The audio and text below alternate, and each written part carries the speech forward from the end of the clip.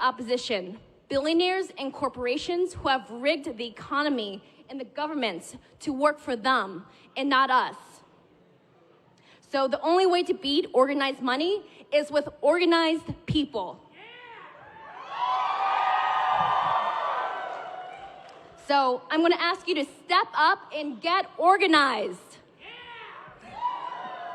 So everyone pull out your phones and wave them in the air. Come on, I know more of you have phones. It's 2019, pull out your phones. Okay, so now I want you to go to the website bit.ly/UNISHIFTS. That's bit.ly/UNISHIFTS.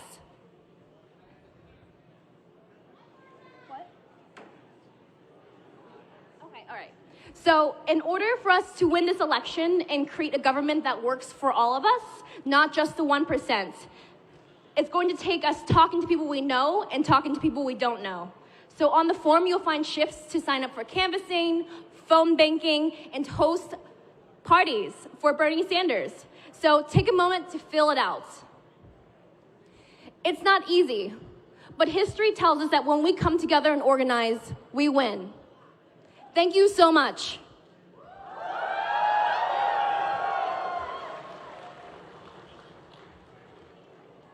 And now, please welcome Cade Olmstead. Thank you. My name is Cade Olmstead. I'm a senior here at UNI and a first-generational college student. Each year of my schooling, I have had to take out thousands of dollars of student debt in order to pay my tuition and make ends meet. I plan to go into post-secondary teaching for reading, writing, and the humanities, and I worry about the kind of precarious situation that my loans will put me into. With the shift towards adjunct hirings at community colleges and universities, salaries and other benefits like healthcare for instructors have been greatly diminished. My student loan debt will only put further financial pressure on me as I attempt to pay off that debt and the interest that accrues on it. A situation that I think a lot of education majors and others on this campus are facing as they look forward to going into their career, whether they be in preschools and kindergartens or up in university lecture rooms. The shadow of student loan debt combined with the underfunding of universities and the inadequate funding of campus services, the stagnant wages of our teachers all across our communities is an affront to the value and the public good that is education. Those who want education should be able to receive it, and those who teach in our classrooms should be able to make it. I believe that Senator Bernie Sanders is the only candidate with the most comprehensive plan to address the situation of education in the United States. Senator Sanders is the only candidate committed to abolishing all student debt.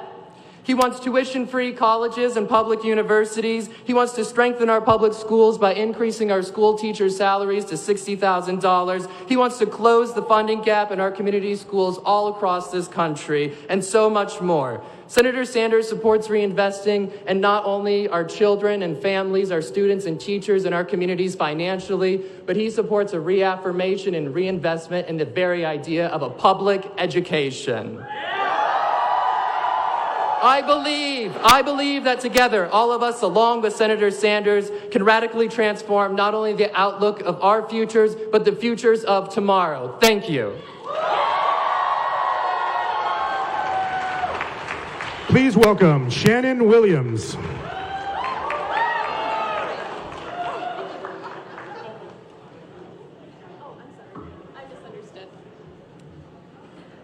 Hi, I'm an art student here at UNI and sociology. I'm the youngest daughter of a single mother who has always worked hard for her family and her community. My mother worked when I was growing up part-time as a Hebrew school teacher, part-time as a substitute teacher, part-time as a special education associate, and part-time as a Hy-Vee meat counter worker. Then she got a job as a social worker and was able to leave 2 of those other jobs, leaving her with only 3 jobs. What a lucky duck. I grew up well under the poverty level. My mom worked as hard as she could to give me a chance at a good life. My grandma and my great-grandma did everything they could to help us. My family taught me the value of a good education. I come from a lower middle class background, but we've been able to inch our way into a better life through education, hard work, a little help from one another, and a fair bit of luck. And I hope to do the same. The biggest political issue affecting our generation, I believe, is political corruption. We elect people to Congress who say that they want to represent us, but when push comes to shove, seem unwilling to represent the democratic will of the people because they're too concerned with pleasing corporate donors. That's not a concern with Bernie. You know, we don't have to compromise. Total student loan forgiveness would be life-changing. Working as many hours a week as you can while in school and still going into the negative to afford tuition is demoralizing.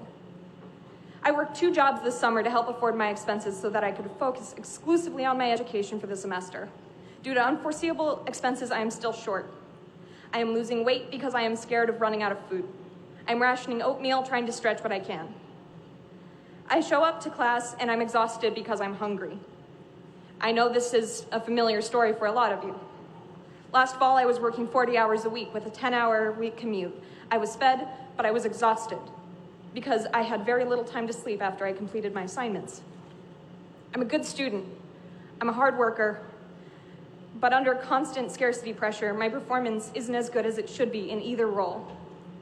I'm scared to ask my mom for help because I'm worried about her ability to retire and to have security in that retirement. I'm scared about my own future prospects.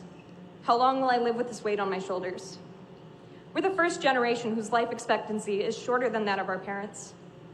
Half the country makes $30,000 a year or less. The minimum wage hasn't risen for over a decade. Wages have stagnated for the last 30 years. The cost of living has risen and continues to rise. I just want to be able to afford to have a family of my own. We just want a fair chance at a good life, and I don't think that's asking too much. But the only way we're going to get there is if we put in the work. We have to be the generation that fixes this.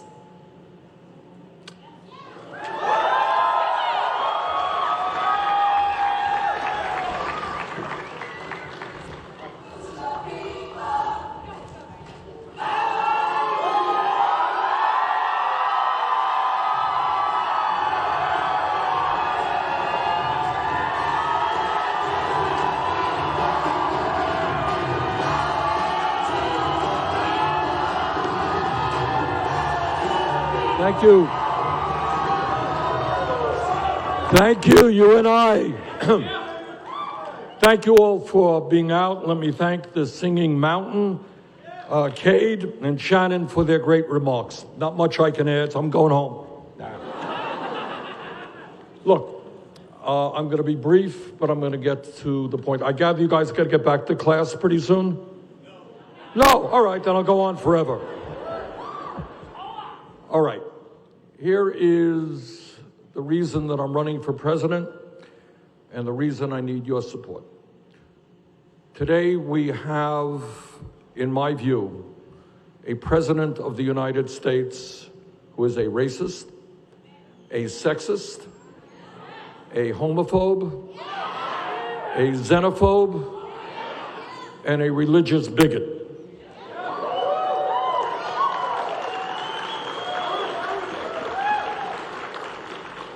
And on top of that, he's a pathological liar. And I believe, and I am more than aware that Trump won here in Iowa, but I believe that all Americans, regardless of their political views, and I know not everybody in Iowa agrees with me on everything, but regardless of their political views, we do not want a president who embarrasses us every single day, who lies every single day. That is not the kind of person we should be having in the White House.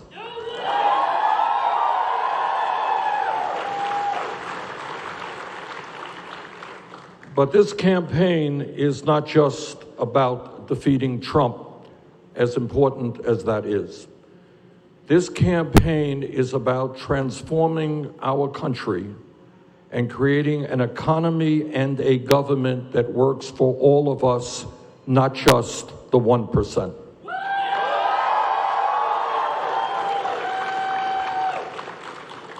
And in order to make that happen, we are going to need an unprecedented grassroots movement. The message of our campaign is us, not me. Because at the end of the day, as all of you have studied history knows, real change never takes place from the top on down. It always takes place from the bottom on up. If you look at the history of the labor movement in this country, the civil rights movement, the women's movement, the gay movement, the environmental movement, what you learn is that the only time change takes place is when millions of people stand up and demand justice. And that is what this campaign is about. It is a justice campaign, economic justice, social justice, racial justice, and environmental justice. And I'm here today to ask you to join that justice campaign.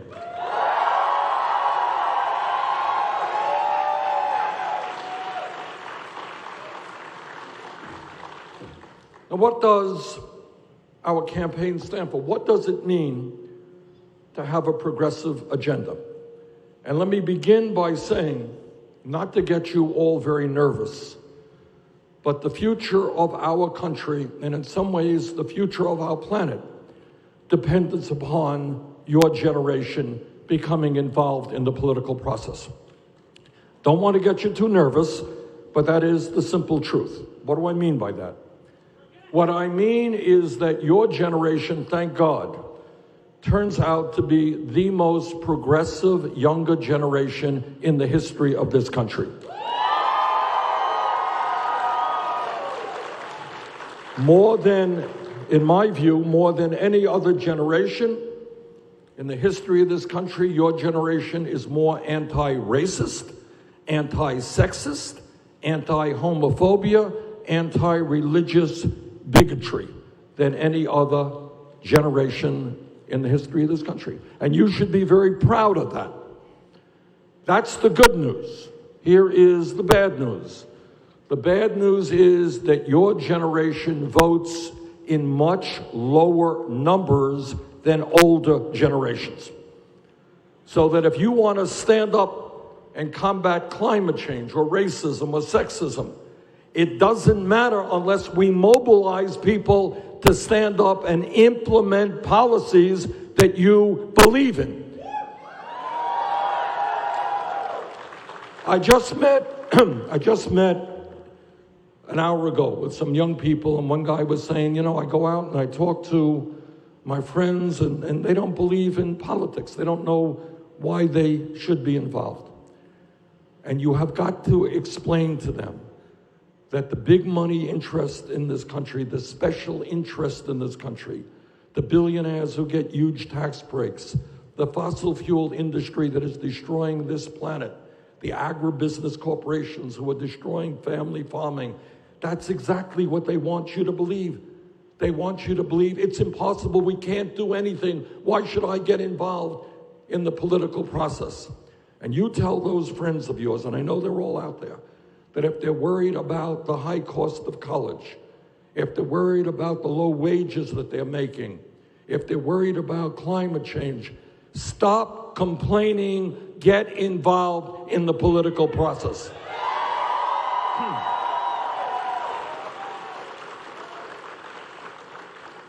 I want to touch on what a progressive agenda means. But before I do that, I want to paraphrase a quote from Nelson Mandela. You all know who Nelson Mandela was? Okay. He was the leader in South Africa against apartheid. And what he said that everything is impossible until it is done. Everything is impossible until it is done. You know what that means? It means that people will tell you you're crazy when you have an idea, and then after the idea is accomplished, people say, oh, of course, everybody knows we should do that. So I want to give you some examples of what I mean. 4 years ago, I came here to Iowa, and I said, you know what, if you work 40 hours a week, you should not be living in poverty. We should raise that minimum wage to a living wage of $15 an hour. 4 years ago, I was told I was crazy, too radical an idea. Today, 7 states, U.S. House of Representatives, have passed legislation to raise the minimum wage to $15 an hour.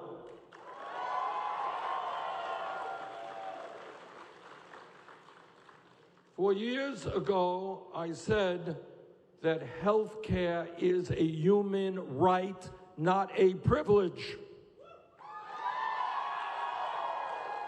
And I said that the United States should join every other major country on earth and guarantee health care to all people as a human right.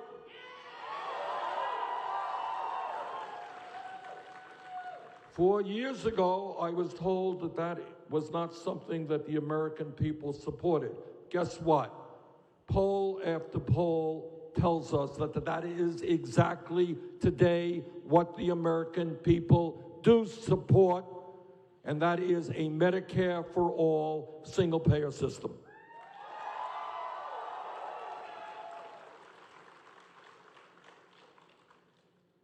Four years ago, came to Iowa, and I said something that people thought was really, really crazy. And I said, you know what? When we talk about public education in America, it's not good enough to be talking about K through 12. That in a highly competitive global economy, we need to have the best educated workforce in the world, and college should be available to all people regardless of their income.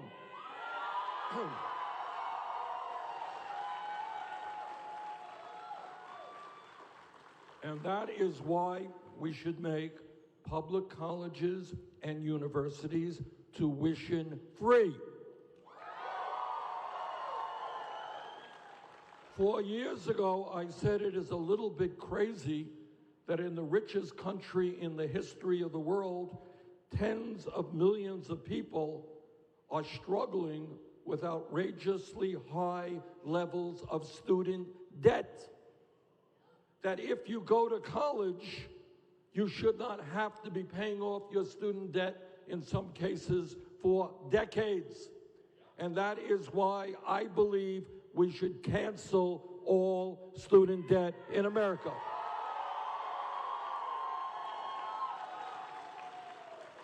Now, I want to get back to what Mandela said. Everything is impossible until it is done. Now, my critics today, and they are legion, they're every editorial page in America, they're the political establishment and the economic establishment. They say that Bernie's ideas are just too extreme, we can't afford it.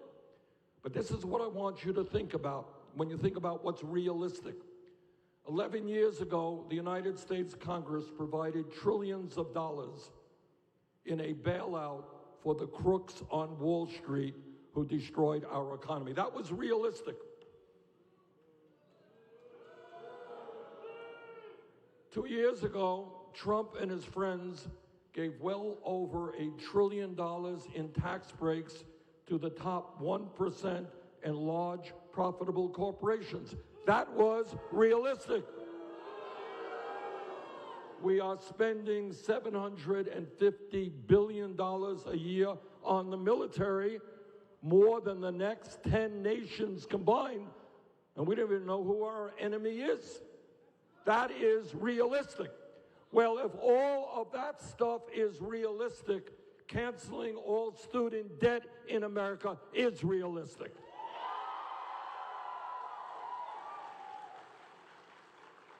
And people say, well, how are you going to pay for this, Bernie? Well, I'll tell you how we're going to make public colleges and universities tuition-free and cancel student debt.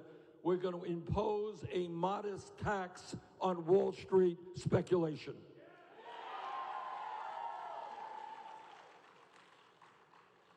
Donald Trump thinks that climate change is a hoax. I think that Donald Trump is a hoax.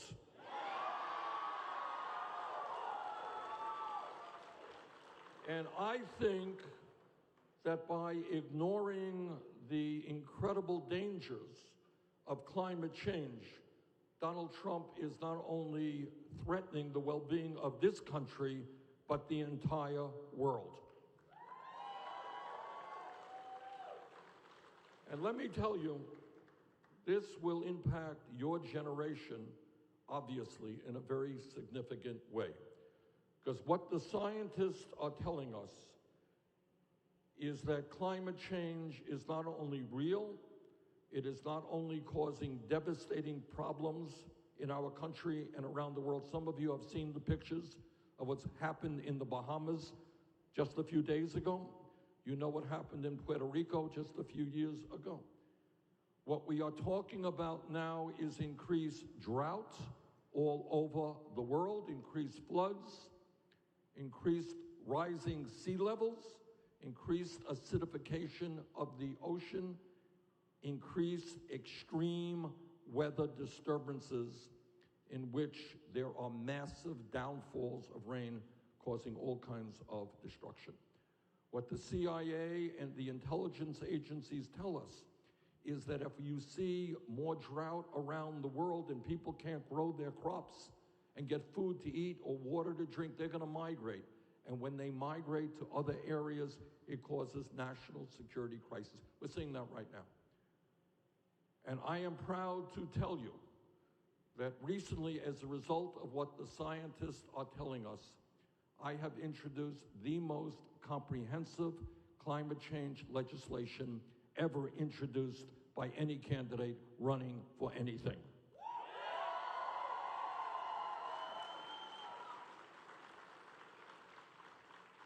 And what that legislation is about is telling the fossil fuel industry that their short-term profits are not more important than the future of this planet. And let me be clear, I mean, nobody can predict what happens tomorrow. And the scientists don't know it all. But everything being equal, what they are saying is that if we do not act boldly now, the country and the planet we will be leaving your kids and your grandchildren will become increasingly unhealthy and uninhabitable. And that is why, by the millions, we have got to stand up to the fossil fuel industry and tell them that they will no longer destroy our planet.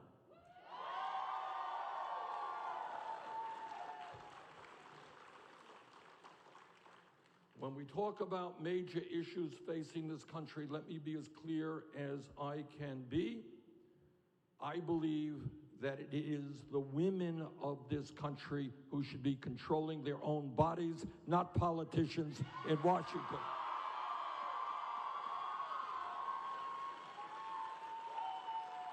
And my promise to you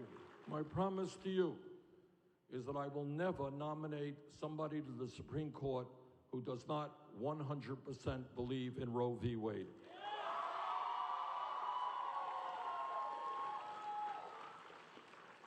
And on another issue that all of us are painfully aware of is the need to move aggressively to pass common sense gun safety legislation. Now, the good news here is that the American people, whether in rural areas like Iowa or Vermont or urban areas like Los Angeles or Chicago, whether people are gun owners or non-gun owners, the American people know that something has got to be done to do everything we can to curb this epidemic of gun violence in America. And that is why, as President of the United States, I will not be intimidated by the NRA.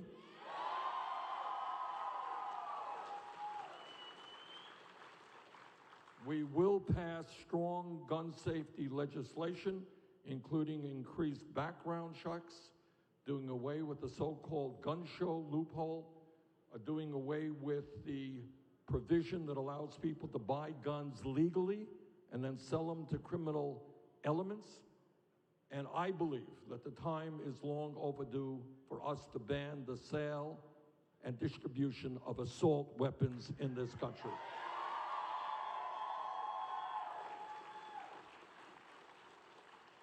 A couple of other issues I want to touch on.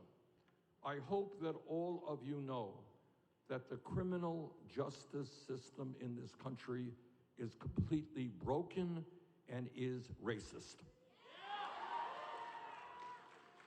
We have more people in jail, over 2 million, than any other country on earth as we speak right now. Unbelievably, there are 400,000 people behind bars. You know why they're behind bars? Anyone know? They have not been convicted of anything. Why are they in jail? They cannot afford cash bail. So they are arrested, they're charged with a crime, and they can't get out of jail because they don't have the $500 or $1,000 they need. 400,000 people, because they are poor, are in jail. We're going to end cash bail. We're also going to end the very destructive war on drugs. Over the last 4 years, we have made progress. We have made some progress in legalizing marijuana in state after state. There is an effort right now in many communities around the country to expunge the records of those people arrested for possession of marijuana.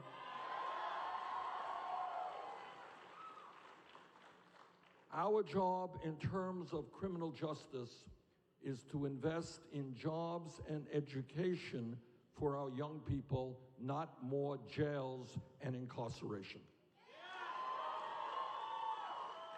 And there's obviously another issue out there which we read about every day, and that is we have a president of the United States who is demonizing undocumented immigrants. As president of the United States, we will end that demonization and that racism.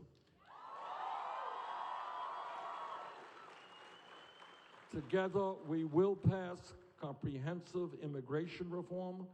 Together, we will restore the legal status of 1.8 million young people eligible for the DACA program. And together, we will develop a humane border policy which does not snatch babies from the arms of their mothers or put children in cages.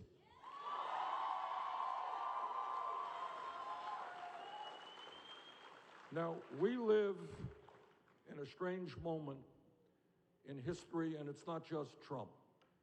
We live in a society of massive income and wealth inequality, where the top 1% owns more wealth than the bottom 92%, where 3 people own more wealth than the bottom half of American society, where 49% of all new income goes to the top 1%, where over the last 30 years, the top 1% have seen a $21 trillion increase in their wealth, while the bottom half of America has actually seen a decline in the wealth that they own. That's where we are. We are living in a society where billionaires can spend unlimited amounts of money as a result of Citizens United to buy elections and represent candidates who speak for the wealthy and the powerful. What this campaign is about is taking on Trump's effort to divide us up and run a campaign and a presidency which brings us together around an agenda that works for all, not just wealthy campaign contributors.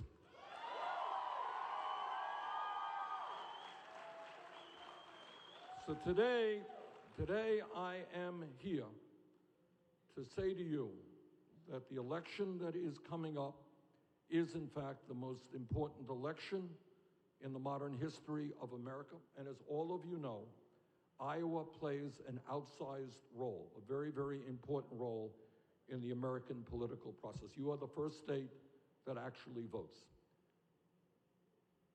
We can win here in Iowa if young people and working people are prepared to stand up and make it clear to the 1% that this country belongs to all of us, not just a handful of billionaires. We can win here in Iowa and around the country when people stand up and say health care is a human right, not a privilege.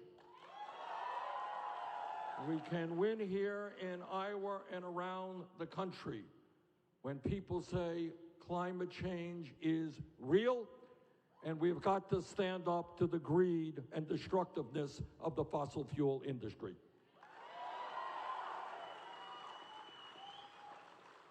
So today I am here to ask for your active support in my campaign. I'm asking you to reach out to your friends and your co-workers who do not understand that this election in many ways will determine the future of America.